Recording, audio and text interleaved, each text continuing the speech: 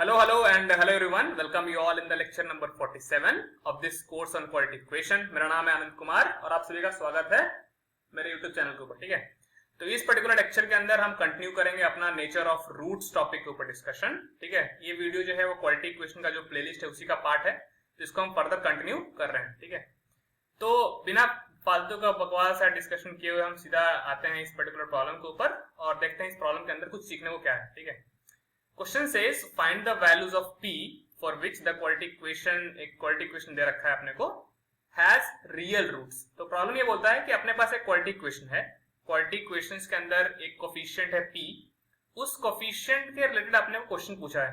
Question क्या पूछा है कि p की वो वैल्यूज बताओ जिसके लिए गिवन क्वाड्रेटिक इक्वेशन के रियल रूट्स होने चाहिए। ठीक है, तो जैसा कि नेचर ऑफ रूट्स टॉपिक के ऊपर हमने ऑलरेडी डिस्कशन कर लिया है कि अपने पास कंडीशन कौन कौन सी बनती है, तो नेचर ऑफ रूट्स का क्वेश्चन जब भी आता है अपने को तो हमेशा उसका लेना देना किससे होता है, हमेशा उसका लेना देना होता है डिस्क्रिमिनेंट से। ठीक है, तो सबसे पहले हम बात करते हैं उन बच्चों के लिए जिनको कंडीशन याद ही नहीं है। ठीक है, तो कंडीशन अगर याद नहीं है तो क्या करेंगे हम, कंडीशन अगर याद नहीं है तो कंडीशन को फटाफट रिवाइज करते हैं। ठीक है, तो अपने पास क्या है, नेचर ऑफ रूट्स की बात कर रहे हैं, राइट। तो डिस्क्रिमिनेंट की वैल्यू अगर जीरो होती है, ठीक है, तो उस सिचुएशन में हम बोलते हैं कि गिवन क्वाड्रेटिक इक्वेशन का जो रूट्स है वो रियल है और गिवन क्वाड्रेटिक इक्वेशन का रूट साथ में इक्वल भी है। जब डिस्क्रिमिनेंट की वैल्यू ग्रेटर देन जीरो होता है तो हम बोलते हैं गिवन इक्वेशन का रूट्स रियल तो है ही, साथ ही साथ डिस्टिंक्ट भी है। व्हेन आई से डिस्टिंक्ट, इसका मतलब होता है कि इक्वल नहीं है, मतलब अलग अलग है। ठीक है, और एक सिचुएशन बनता है डिस्क्रिमिनेंट लेस देन जीरो वाला, जिसके अंदर हम बात करते हैं कि बेसिकली इमेजिनरी रूट्स वाला कंडीशन अपने को मिल जाता है। ठीक है, तो हमारे पास तीन कंडीशन होता है। अब प्रॉब्लम्स के अंदर इसने ये बोला है कि p की वैल्यू बताओ जिसके लिए इक्वेशन के रियल रूट्स होंगे। ठीक है, तो रियल रूट्स आपके पास d इक्वल टू जीरो के लिए भी मिलता है और real roots d greater than zero के लिए भी मिलता है। तो अपने पास दो कंडीशन में से कोई भी अगर ट्रू हो गया तो हमारा ये जो प्रॉब्लम है ना, वो उस पर्टिकुलर सिचुएशन के अंदर फिट बैठ जाएगा। तो दोनों कंडीशन को अगर हम एक साथ मर्ज कर दें कि d ग्रेटर देन जीरो भी चलेगा, d इक्वल टू जीरो भी चलेगा, तो हम क्या बोल सकते हैं क्या कि रियल रूट्स के लिए कंडीशन होनी चाहिए d greater than equal to zero. अगर केवल इमेजिनरी रूट्स होता तो डिस्क्रिमिनेंट लेस देन जीरो से हमारा काम हो जाता। अगर रूट्स रियल और इक्वल बोलता मेरे को तो डिस्क्रिमिनेंट इक्वल टू जीरो से काम हो जाता। लेकिन क्वेश्चन ने सिर्फ ये बोला है कि रियल रूट्स की कंडीशन बताओ, इक्वल है इक्वल नहीं है फर्क नहीं पड़ता, बस रियल होना चाहिए। तो उसके लिए हमने क्या किया, दोनों कंडीशन को मर्ज कर दिया, d इक्वल टू जीरो वाला भी जिसके अंदर इक्वल रूट्स की बात करते हैं हम, और d ग्रेटर देन जीरो वाला भी जिसके अंदर हम डिस्टिंक्ट या फिर नॉट इक्वल रूट्स की बात करते हैं। तो बेसिकली अपने को d greater than equal to zero करना है और वहां से जो भी p की वैल्यू आनी है उसको रिपोर्ट कर देना है क्वेश्चन के अंदर। तो इस डिस्कशन को करने के बाद अब आते हैं सीधा प्रॉब्लम को सॉल्व करने पे। तो अगर आप सॉल्व कर पाते हैं अभी इस पर्टिकुलर डिस्कशन के बाद तो ऑफ कोर्स वीडियो को पॉज करो, सॉल्व करो। अगर नहीं सॉल्व कर पाते हो तो ठीक है, आओ इस पर्टिकुलर वीडियो के अंदर, उसी के लिए तो हमने डिस्कशन के लिए तो फाइनली जो है वीडियो बना रहे हैं। ठीक है, तो आओ स्टार्ट करते हैं। तो सबसे पहला एक क्वाड्रेटिक इक्वेशन दे रखा है। बोर्ड्स के अंदर प्रॉब्लम्स को सॉल्व करना केवल सिंगल मोटिव नहीं होता, प्रॉब्लम्स को ठीक से प्रेजेंट कैसे करना ये भी एक स्किल होता है। ठीक है, तो जब भी तुम क्वाड्रेटिक इक्वेशन को सॉल्व कर रहे हो तो पहला जो लिखने का फॉर्मेट होता है वो ये होता है कि जो भी गिवन क्वाड्रेटिक इक्वेशन दे रखा है उसको ठीक से लिख दो। ठीक से लिखने का मतलब कि थोड़ा इंग्लिश फेंक दो मास्टर के सामने। इंग्लिश क्या लिखते हैं हम भाई साहब, लिखते हैं गिवन क्वाड्रेटिक इक्वेशन इज। ठीक है, तो हम लिखते हैं कि भैया जो भी क्वाड्रेटिक इक्वेशन दे रखा है, ठीक है, उसको अच्छे से लिख दो। तो कौन सा क्वाड्रेटिक इक्वेशन दे रखा है, 2x square plus px plus 8 equal to 0। तो जो भी क्वाड्रेटिक इक्वेशन है उसको अच्छे तरीके से लिख दिया, 2x square plus px plus 8 equal to 0। अब हमें p की वैल्यू बतानी है जिसके लिए रियल रूट्स होने चाहिए। अब बताओ, रियल रूट्स होने के लिए हमने कंडीशन डिस्कस कर लिया कि d greater than equal to zero होगा तो हमारा रियल रूट्स का काम हो जाएगा। तो d greater than equal to zero चाहिए, d मतलब डिस्क्रिमिनेंट। अगर डिस्क्रिमिनेंट निकालना है तो डिस्क्रिमिनेंट का फॉर्मूला हमारे पास क्या होता है, b स्क्वायर माइनस का 4ac, where a b and c are coefficient of x square, coefficient of x and constant term। तो सबसे पहले अपने को abc की वैल्यू निकालनी पड़ेगी। abc की वैल्यू निकालनी पड़ेगी मतलब कोफिशिएंट्स निकालने हैं। कोफिशिएंट कैसे निकालेंगे, कोफिशिएंट निकालेंगे स्टैंडर्ड फॉर्म के साथ कंपेयर करके। तो ये जो गिवन इक्वेशन हमारे पास है क्वाड्रेटिक इक्वेशन वाला, उसको हम कंपेयर करेंगे स्टैंडर्ड फॉर्म के साथ। तो बताओ स्टैंडर्ड फॉर्म क्वाड्रेटिक इक्वेशन का क्या होता है। ठीक है, तो अगर आपको नहीं आता है तो स्टैंडर्ड फॉर्म क्वाड्रेटिक इक्वेशन का होता है ax स्क्वायर प्लस का bx प्लस का c इक्वल टू 0। ठीक है, तो अगर हम कंपेयर करें गिवन क्वाड्रेटिक इक्वेशन को इस फॉर्मेट के साथ, तो बताओ a की वैल्यू कितनी है, a की वैल्यू है अपने पास 2 के बराबर। बताओ b की वैल्यू कितनी है, b मतलब कोफिशिएंट ऑफ x जो कि है p के बराबर। और बताओ कांस्टेंट टर्म कितना है, कांस्टेंट टर्म है अपने पास 8 के बराबर। क्वेश्चन ने पूछा है रियल रूट्स चाहिए, तो बताओ रियल रूट्स की कंडीशन क्या होगी। ठीक है, अच्छा एक बात और, हमने एक बार डिस्कस कर लिया कि रियल रूट्स की condition d greater than equal to 0 होता है, तो आगे से ध्यान रखना है, बार बार वो स्क्रैच से चीजें हम सोचेंगे नहीं, क्योंकि एक बार अगर प्रॉब्लम सॉल्व कर लिया है और वापस से अगर इस तरह का प्रॉब्लम आया फिर से हम स्क्रैच से सोच रहे हैं, तो तुम बेवकूफ हो। क्यों बेवकूफ हो, इतना टाइम लगा के हमने कंडीशन है ना, कंडीशन के ऊपर हम पहुंचे हैं कि d ग्रेटर देन 0 भी चलेगा, d इक्वल टू 0 भी चलेगा, तो मिला करके लिख देंगे d greater than equal to 0। और फिर से अगर प्रॉब्लम आ रहा है इस तरीके का और तुम फिर से स्टार्टिंग से ही सोच रहे हो, तो बेवकूफ, इस प्रॉब्लम को करने का कोई मतलब नहीं बनता। इस प्रॉब्लम को हमने किया है, इसका मतलब यह है कि आगे से अगर आने वाले टाइम में कभी भी ऐसा प्रॉब्लम दिखेगा जहां पे रियल रूट्स की कंडीशन की बात होगी, तो बिल्कुल फटाक से दिमाग में स्ट्राइक करना चाहिए कि d greater than equal to 0 की बात हो रही है। समझ में आ रही बात? ठीक है, तो रियल रूट्स होने के लिए d greater than equal to 0 चाहिए। d greater than equal to 0 मतलब b स्क्वायर माइनस का 4ac greater than equal to 0 चाहिए। बताओ b की वैल्यू कितनी है, b की वैल्यू है p, तो p का स्क्वायर हो जाएगा minus 4 times of a into c। a की वैल्यू कितनी है 2 के बराबर, c की वैल्यू कितनी है 8 के बराबर, तो this is greater than equal to 0। क्या हो जाएगा p square minus 4 into 2 into 8, बताओ 4 दूनी 8, 8 8 कितना आ जाएगा, 8 8 हो जाएगा 64। तो p square minus 64 greater than equal to 0। इस माइनस 64 को राइट हैंड साइड लेके जाएंगे, तो बताओ क्या बन जाएगा अपने पास, तो ये बन जाएगा प्लस का 64। तो p स्क्वायर ग्रेटर देन 64 चाहिए। हमसे प्रॉब्लम में पूछा गया है p की वैल्यू बताओ, तो p स्क्वायर की रेंज के बारे में हमें मालूम चल गया है कि p का स्क्वायर 64 से बड़ा चाहिए। तो अब तुम्हें थोड़ा सा दिमाग लगाना है कि अगर किसी नंबर का स्क्वायर 64 से ज्यादा चाहिए तो वो इंडिविजुअल नंबर क्या हो सकता है। तुम बताओ, अगर हम नंबर 0 ले लें तो 0 का स्क्वायर कितना आएगा, बताओ 0 का स्क्वायर 0 आएगा। अगर नंबर 1 ले ले उस हिसाब से तो 1 का स्क्वायर कितना आएगा 1। सिमिलरली 2 का स्क्वायर 4, 3 का स्क्वायर 9, 4 का स्क्वायर 16, और इस तरह से करते जाएंगे। हमें p की वो वैल्यू चाहिए जिसके लिए उसका स्क्वायर या तो 64 हो जाए या फिर उससे बड़ा हो।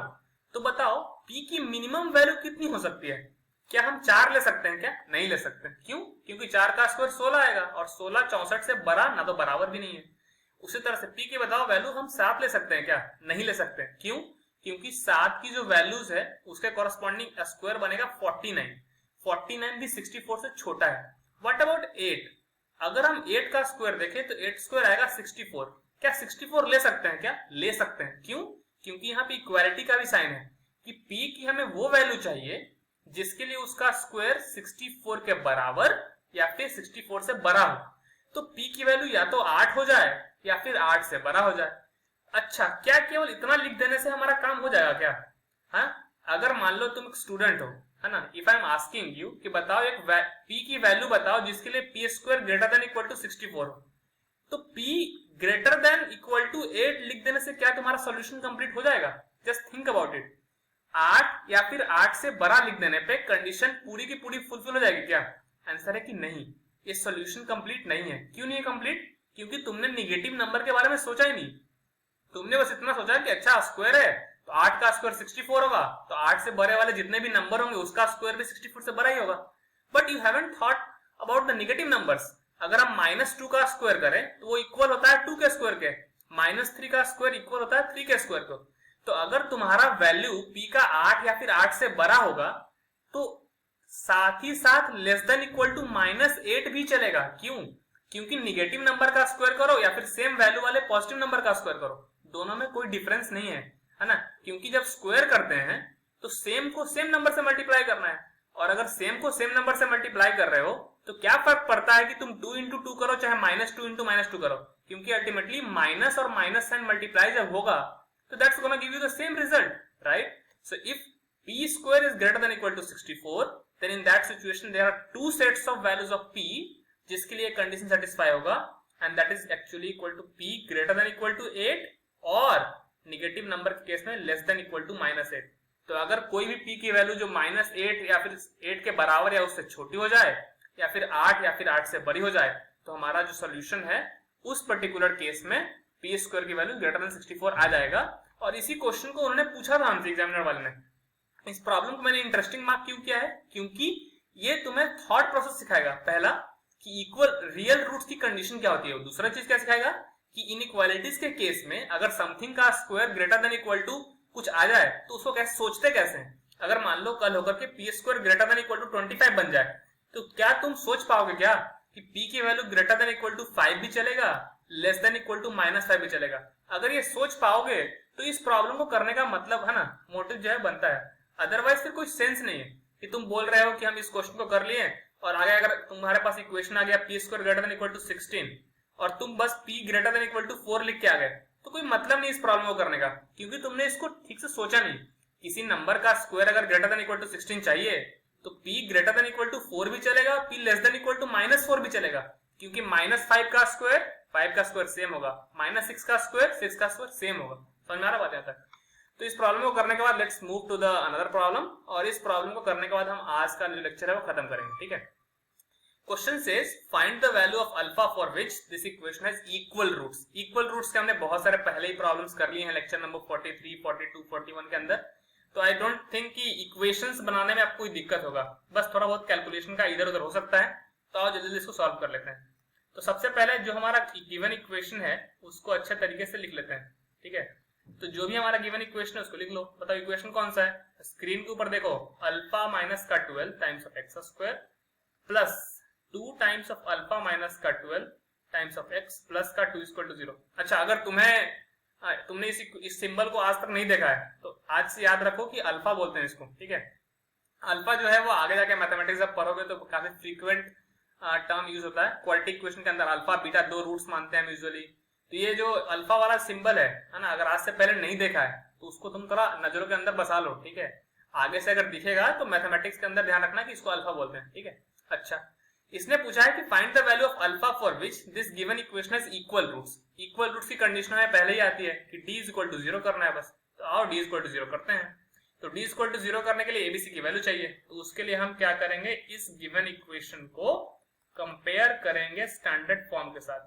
तो स्टैंडर्ड फॉर्म है हमारा ax स्क्वायर प्लस का bx प्लस का c इक्वल टू 0। तो बताओ a की वैल्यू कितनी आ जाएगी। a की वैल्यू आ जाएगी अपने पास अल्फा माइनस का 12। b की वैल्यू कितनी आ जाएगी 2 टाइम्स ऑफ अल्फा माइनस का 12 एंड c की वैल्यू कितनी आ जाएगी 2 के बराबर। ये सब सारी चीजें डिस्कशन हम बहुत बार कर चुके हैं। आई डोंट थिंक कि मुझे एक्सप्लेनेशन देने की जरूरत है कि a क्या है, b क्या है और c है। अगर हमें इक्वल रूट्स चाहिए तो डिस्क्रिमिनेंट को 0 करना पड़ेगा। तो आओ डिस्क्रिमिनेंट 0 करते हैं। डिस्क्रिमिनेंट को 0 करने का मतलब बी स्क्वायर माइनस का 4ac को 0 करना। बी स्क्वायर माइनस 4ac को 0 कर दो। b की वैल्यू रखो। b की वैल्यू है 2 टाइम्स ऑफ अल्फा माइनस का 12 रख दिया, इसका स्क्वायर माइनस 4 इंटू ए कितना है, ए है अल्फा माइनस का 12 इंटू सी कितना है 2 के बराबर। इसको इक्वेट कर दिया 0 से। तो बताओ इसको स्क्वायर करते हैं। तो 2 का स्क्वायर हो जाएगा 4 इंटू अल्फा माइनस 12 का होल स्क्वायर माइनस का 8 टाइम्स ऑफ अल्फा माइनस का 12 इक्वल टू 0। क्लियरली दिख रहा है। 4 कॉमन अपने को दिख गया, 4 कॉमन निकाल लिया, यहाँ से कॉमन निकाल लिया तो अपने पास क्या बचेगा अल्फा माइनस का 12 का स्क्वायर माइनस यहाँ से 8 में से 4 निकालेंगे तो कितना बचेगा 2 बचेगा।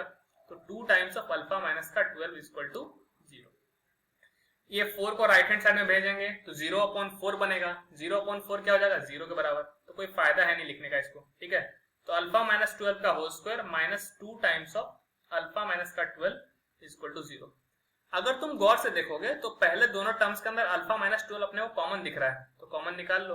तो अल्फा माइनस 12 कॉमन निकाल लिया।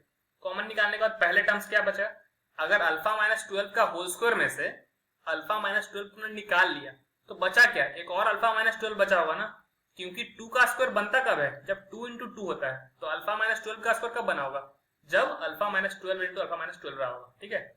अच्छा जी, अगर ये बात है तो बचेगा अल्फा माइनस 12 यहाँ पे। ठीक है। तो अगर कोई डाउट है तो कमेंट सेक्शन के अंदर लिखना है। ठीक है। अपने को बाकी अभी आई डोंट थिंक कि इतना एक्सप्लेनेशन करने के बाद कुछ डाउट होना चाहिए। अगर डाउट है तुम बेवकूफ हो। क्या हो तुम, बेवकूफ। मेरे को बोलना नहीं चाहिए बट तुम बेवकूफ हो, क्योंकि कॉमन ले रहे हैं यार, इतना तो आना चाहिए। अल्फा माइनस 12 का होल स्क्वायर में से अगर अल्फा माइनस 12 कॉमन निकालेंगे तो बचेगा अल्फा माइनस 12। उस तरफ क्या बचेगा, केवल माइनस का 2 इक्वल टू 0। तो अल्फा माइनस 12 अगर 0 हो जाएगा तो अल्फा की वैल्यू यहाँ से आ जाएगी 12 के बराबर, और दूसरे वाले से आ जाएगा alpha equal to 14। So that is all for this particular video. See you all in the next one. तब तक के लिए पढ़ाई करते रहो। ठीक है।